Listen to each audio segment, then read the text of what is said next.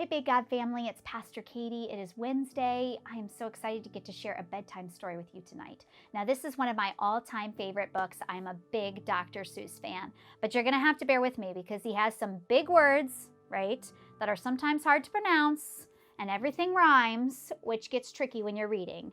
So tonight I'm reading Horton Hears a Who by Dr. Seuss.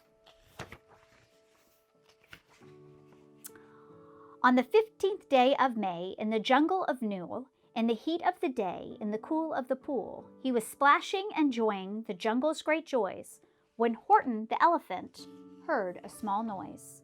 So Horton stopped splashing. He looked towards the sound. That's funny, thought Horton. There's nobody around.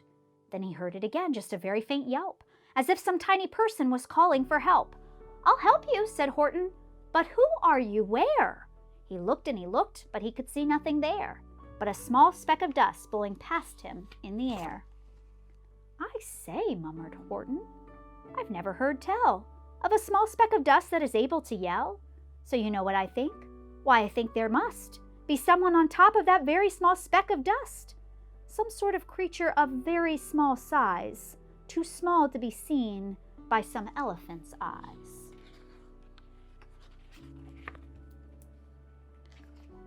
Some poor little person who's shaking with fear that he'll blow into the pool. He has no way to steer. I'll just have to save him because, after all, a person's a person, no matter how small. So gently, using the greatest of care, the elephant stretched his great trunk through the air. He lifted the dust speck and carried it over and placed it down safe on a very soft clover. Harumph! Humped a voice. 'Twas a sour kangaroo. And the young kangaroo in her pouch said, Harumph too! Why, that speck is as small as the head of a pin. A person on that? Well, there has never been. Believe me, said Horton, I tell you sincerely, my ears are quite keen and I have heard them quite clearly. I know there's a person down there, and what's more, quite likely there's 2 or 3, even 4, quite likely a family for all that we know. A family with children just starting to grow. So please, said Horton, as a favor to me, try not to disturb them. Please just let them be. I think you're a fool, laughed Sour Kangaroo, and the young kangaroo in her pouch said, Me too.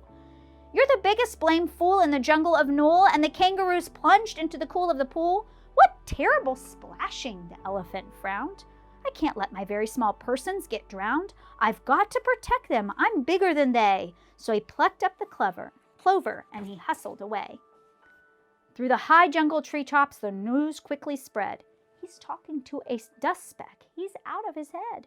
Just look at him walk with that speck of dust on that flower. And Horton walked worrying for almost an hour. Should I put the speck down? Horton thought with alarm. And if I do, these small persons, they might come to great harm. I can't put it down, and I won't. After all, a person's a person, no matter how small. Then Horton stopped walking. The speck voice was talking. The voice was so faint he could barely hear it. Speak up, please, Horton said, as he put his ear near it. My friend, came the voice. You're a very fine friend. You've helped us folks on this dust speck to no end.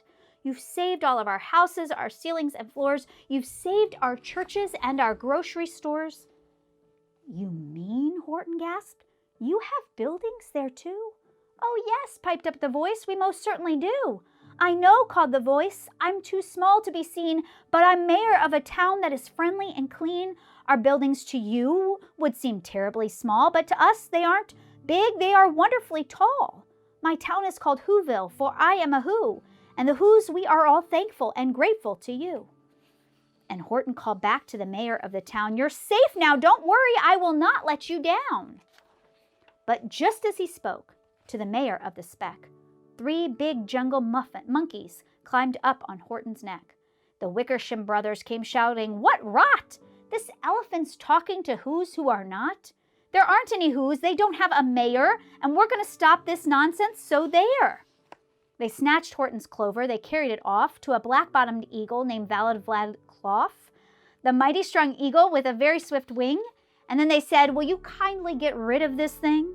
Before the poor elephant could even speak, the eagle flew off with the flower in his beak.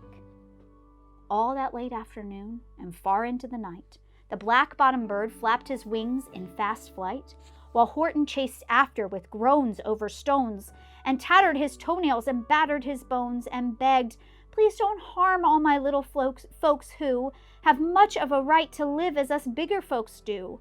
But far, far beyond him, the eagle kept flapping, and over his shoulder called back, "Quit your yapping.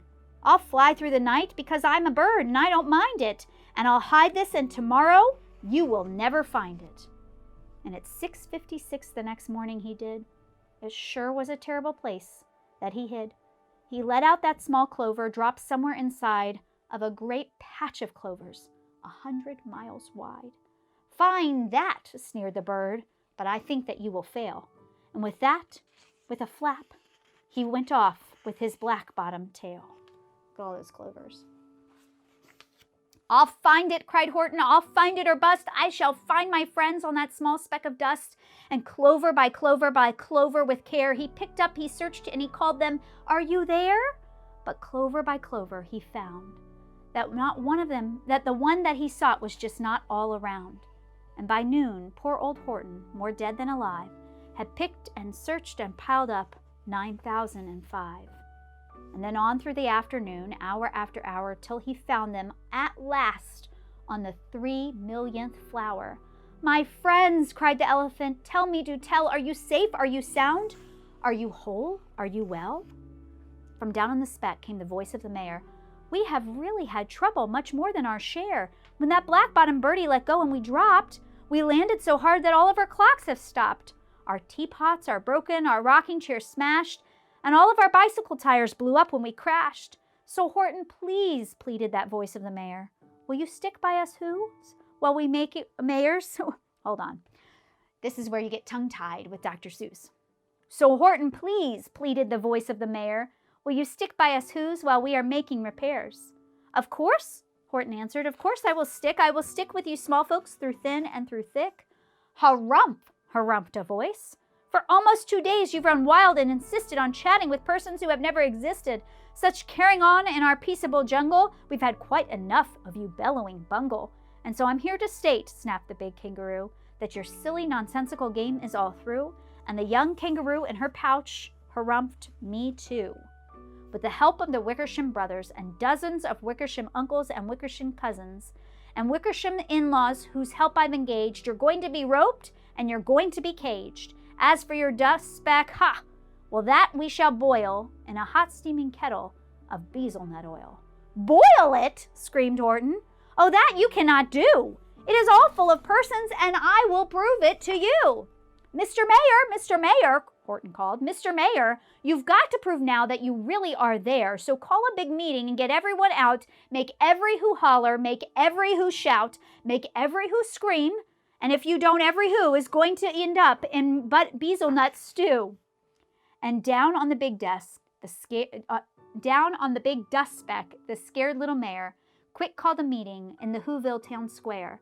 And all of his people cried loudly. They cried out in fear, "We're here, we're here, we're here, we're here." The elephant smiled. "That's clear as a bell. You kangaroos surely heard that very well." "All I heard," snapped the big kangaroo, "was the breeze and the faint sound of wind through the far distant trees. I heard no small voices, and you didn't either." And the young kangaroo in her pouch said, "Me neither." "Grab him," they shouted, "and cage the big dope. Lasso his stomach with 10 miles of rope. Tie the knots so tight he'll never shake loose. Then dump that speck in bezelnut juice." Horton fought back with great vigor and vim, but the Wickersham gang was too much for him. They beat him and mauled him. They started to haul him into a cage, but he managed to call to the mayor, "Don't give up. I believe in you all. A person's a person, no matter how small. And you very small persons will not have to die. Now make yourselves heard, so come on now and try." The mayor grabbed a tom-tom and he started to smack it, and then all over Whoville they whooped up a racket. They rattled tin kettles, they beat on brass pans, on garbage pail tops and old cranberry cans. They blew on bazookas and blasted great toots on clarinets and oompas and boofas and flutes.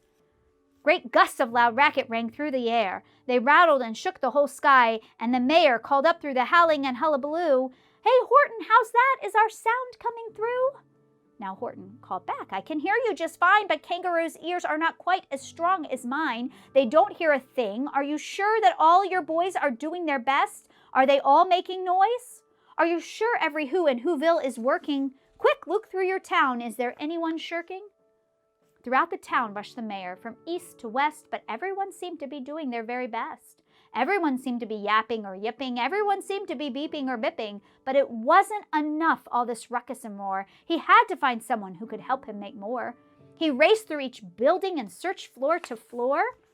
And just as he felt like he was getting nowhere, he almost had to give up in complete despair. He suddenly burst through the door, and that mayor discovered one shirker quite hidden away in Fairfax Apartments, apartment 12J.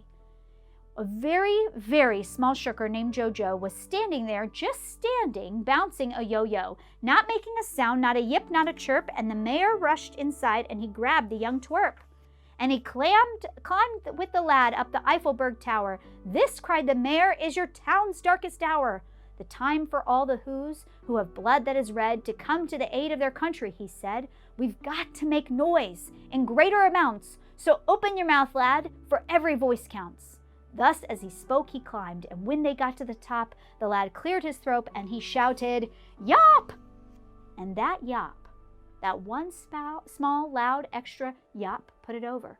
Finally, at last, from that speck on the clover, their voices, they were heard. They rang out clear and clean, and the elephant smiled and said, Do you see what I mean? I've proved that they are persons, no matter how small, and their whole world was saved by the very smallest of all.